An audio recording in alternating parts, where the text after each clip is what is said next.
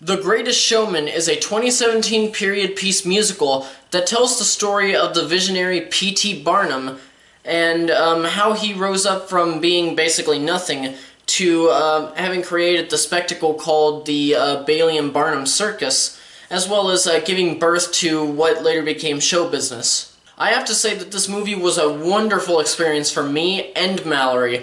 And first off, if there's any reason to really go out for this movie, the music is not the sole reason, but I think it's the main reason to go out. The musical numbers are the reason why to go, because the music is just outstanding, all written by the legendary songwriting duo from La La Land, Pasek and Paul.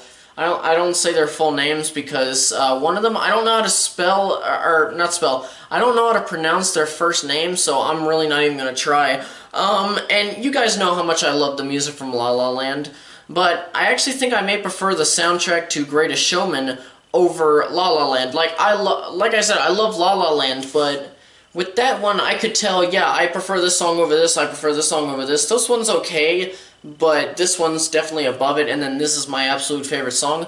With The Greatest Showman, I really don't have that. If anything, it's like a lot of songs are tied, and there's not even really a definitive winner for what I think is the best. I do think that if I had to choose, I would definitely say that The Greatest Show was my favorite of the songs, mainly because I'm already itching to learn the words to the song, because whenever I drive to work, I really love just singing along to a song that I love at the top of my lungs. One thing that I was worried about when it came to the songs was, you know, how modern they sounded from the trailers, especially with this being a period piece, but they actually made it work for the film. I think that the choice to make them sound more like modern pop actually is great symbolism to the character of P.T. Barnum and how they present him in the film, invoking this idea that Barnum himself was light years ahead of everyone else in the entertainment business. And the musical numbers play well with things like the production design, the cinematography, which both are amazing, especially the production design. But I think that the best element, other than the music in this film, was the editing. The editing in this film was so crisp, probably the most crisp that I've seen all year, and it's so crisp that it adds this kind of fantasy element to it in the way that the scenes transition from one to the next. Performances all around are awesome, including Michelle Williams, who I had mainly seen in a bunch of like indie films as well as a bunch of Oscar-worthy movies. Like Manchester by the Sea, I thought that she was good in that one. I just didn't like the way that her character was written. But we get to see her loosen up in this movie, and she was really great as Barnum's wife. And then even Rebecca Ferguson, who I hadn't seen too much of, but from what I saw in the movie, she was doing a pretty good job. But the standouts, of course, are Hugh Jackman and Zac Efron. Jackman as Barnum gives just another great performance for this year, and it was kind of odd seeing him play this family man who sings and performs in these grand spectacles, when earlier this year I got to see him play this older, gruff-looking man with a filthy mouth and metallic claws. And while I loved Barnum, I do still think that I preferred the performance in Logan, simply because it was just such a high point. I mean, the performance is one that I believe is his standout performance for his entire career. And then Zac Efron, as I said, gives probably one of the best performances that I've ever seen him give, maybe even the best, mainly because I haven't seen him do too much. I've mainly seen him do a bunch of shit movies, like earlier this year he was in Baywatch, and I don't even want to talk about that. That movie even made The Rock look a little bad. But one thing that really impressed me, you know, I'm not even talking about his singing, because we all knew that he could sing well due to his days with the High School Musical trilogy. But the one thing that really impressed me is that when it comes to some people, they have those few actors that they just look at them and they're like, I can't not see him. Like, you know, I see Leonardo DiCaprio, I see Tom Cruise. I don't have that with them. I do a little bit with Tom Cruise, but Zac Efron was always that one actor that I said, you know, I can see him, and it's Zac Efron, no matter how good he is in a role. But for the first time, I actually didn't see Zac Efron in this role. He actually did disappear in this role, and it actually made me happy, because this was a bit of a change in the wind for him, and I really can't wait to see what he's doing next. I believe that he's going to be doing a movie where he's played Ted Bundy, the rapist and serial killer, I'm really excited to see what he does with that. Now, if I was judging the movie solely on its performances, the editing, the cinematography, production design, and hell, just the music on its own, I would give this, without a doubt, I would automatically give this movie 5 reels, which is my highest rating. But sadly, I have to talk about the glaring flaw in The Greatest Showman, and it's the story.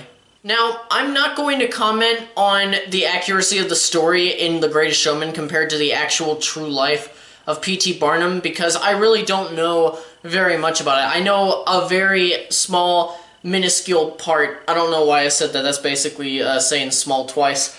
Excuse me. But I don't really know how close the story is to the actual true life. I don't know if it's surprisingly close, a little bit close, or just not close enough. However, I can tell you that there's little to no depth in this movie. Everything is very surface level, paint by numbers, and anytime that there's a small conflict going on in the actual story, it really doesn't matter to the overall story, and it's resolved within a few minutes of starting, with the central conflict itself predictably resolving itself by the end, because that's really the only way it can go, because that's how these musicals work. They have a conflict throughout, or maybe it starts in about the second act, and then in the third act everything's better, and you know there's everything's fixed. Like no spoilers, but there is this one scene in there where what was it? Sorry, I'm brain farting. Oh, something happens with Barnum, and his wife is really affected by it. She gets really mad at him. And, you know, it wasn't even his fault, but when he goes to apologize to her, he doesn't even explain how everything went down to show that it was honestly either a mistake or something out of his control. Instead, he starts singing a song that they sung to each other when they were kids, and then it's like, okay, I forgive you. And it's sad with the story because Hugh Jackman has been trying to get this project up off the ground since 2009, and the reason why they didn't put it out for so long was because the studio was worried that nobody would go out to see a musical. And because of that story, instead of being a great film, it became a good film. However, I don't think it'll break my top 10 this year, but I still think it's a really fun, good, and entertaining movie that I really enjoyed seeing. And actually, in case this is important to you guys, I'm going to start rambling a little bit, but, and this may be a little odd, but here's what I mean. When Mallory and I went to the theater and gave our tickets to the ticket taker, she told us that quite a few people earlier in the day had complained that the speakers in the theater room weren't working correctly, so they had tested the sound system. And while the sound system worked all around, only sound would come from the front, so she, I guess her and some of the other people have guessed that that was the way that the sound design was set up, was that it was only coming out of the front. And I came to the conclusion that it was made to feel like an old musical, because every time I went in for like a Fathom Events showing, like last year when Gene Wilder died, they had 2 movies come out at the AMC downtown. It was 2 days in a row. First it was Willy Wonka and the Chocolate Factory, and then Blazing Saddles. Both of those movies, only in the front. There was no surround sound. So, you know, classic, more classic movies. And I actually really liked it. I thought that was kind of cool. And while I think that was cool, I do know that some people are bothered by that sort of thing. So I wanted to mention it, especially because she said at least 15 people had complained about it the previous showtime, which was not even an hour away from the other one that we went to. Well, anyway, before I start rambling anymore, I'm just going to go ahead and give my rating, and I am giving The Greatest Showman 3.5 reels. Well, that'll do it for me today. Please subscribe if you haven't already for more reviews and content, and as always, thank you so much for watching, and farewell until the next video.